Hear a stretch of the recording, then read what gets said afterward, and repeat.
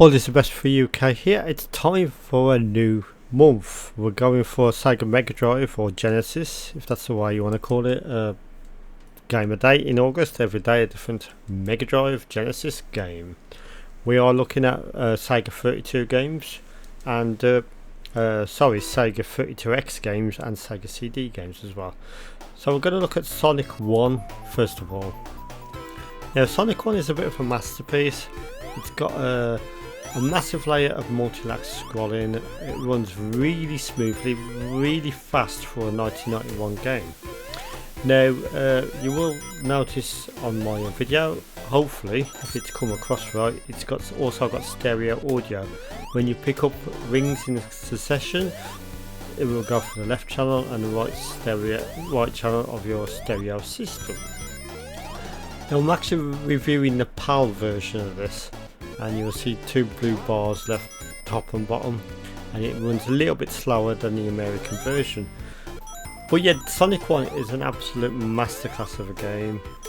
It's just one of the games. I have reviewed the game many times on the channel before.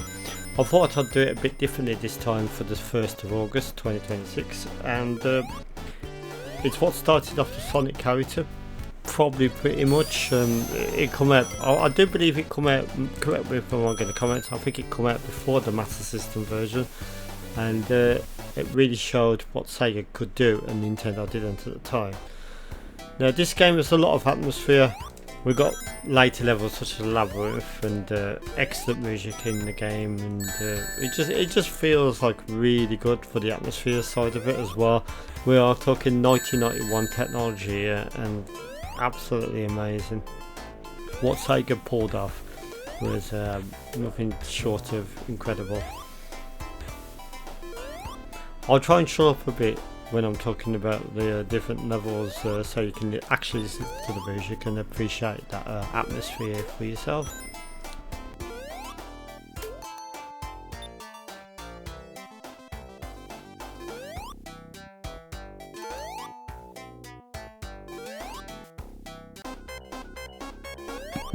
In my opinion, with video games, part of atmosphere is the music soundtrack, and this one is probably the best one in the game.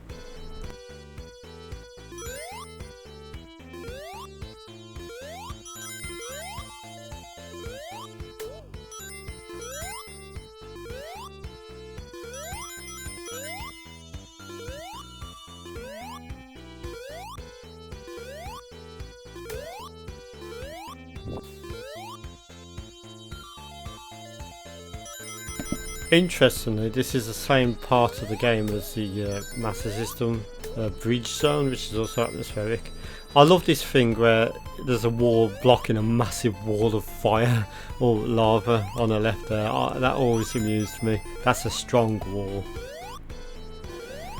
But yeah, Sonic the Hedgehog 1, absolute genius of a game. Sega knew the hardware. Someone in the community is trying to replicate this on the Amiga, and they've done an excellent job actually. If you follow Amiga homebrew, you probably know what I mean by that. But onto Starlight Zone. This is much later in the game, and we've got front parallax scrolling this time. You can see them like sort of metal structures going by faster than the foreground, which gives an illusion of depth. For a 1991 game, this is really good. It just ticks every boxes for being an outstanding classic. A lot of people seem to remember Sonic 2 more than Sonic 1, but I always remember the original game more than anything. Even when you, like I just did, even when you hit an enemy and you lose all your rings, there's not that much slowdown considering how much rings you've lost, so that's really good. Whoops, I just fell into the chasm.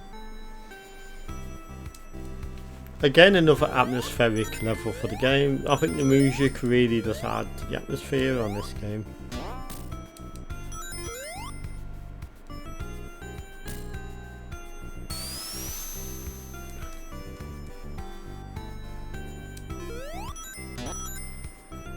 "1991 was a long time ago, and this is what they came up with.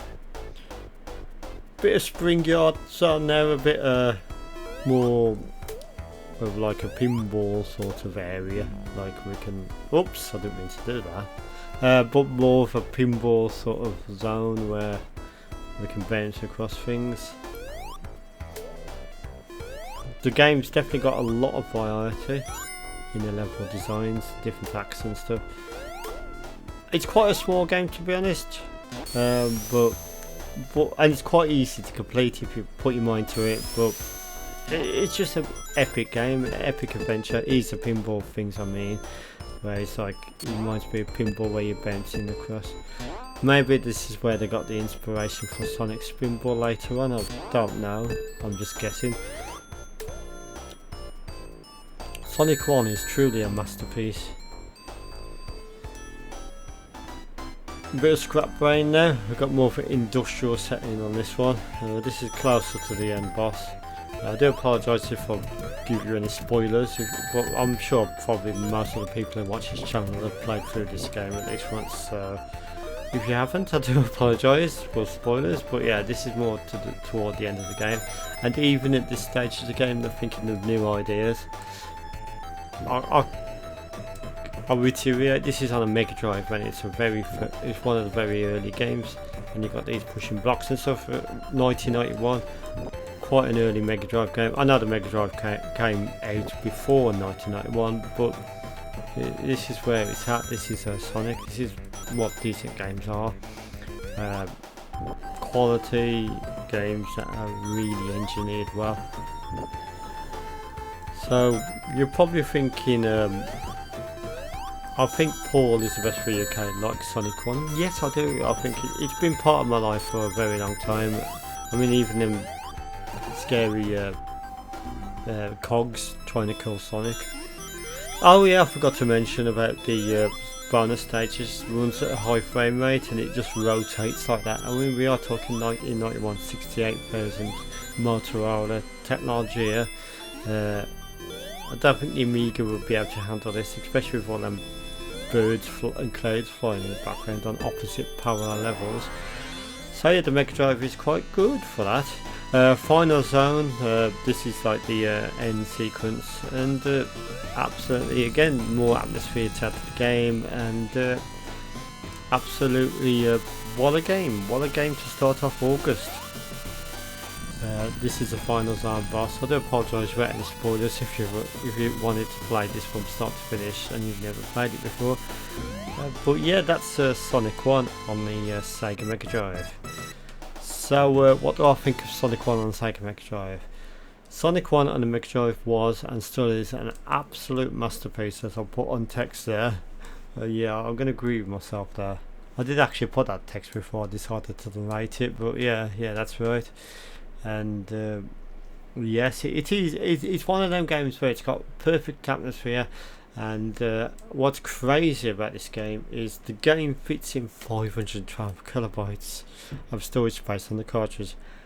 That is actually less than one Amiga or PC floppy disk. So there you go, so make what you want with that. It uses tile system or something. That to me is just crazy, and thank you for watching. So thank you for watching. What Mega Drive games would you like to see for the rest of the month? Let me know in the comments. I'll try and facilitate them. It's a lot easier to do them this time. FM7 was a bit of a bitch to do because of the Japanese problems I had, like with sort of like keyboard things and stuff like that, but Mega Drive will be a lot easier. So there you go, Sonic 1 on the Mega Drive, 10 out of 10, absolutely superb, one of the best games ever created.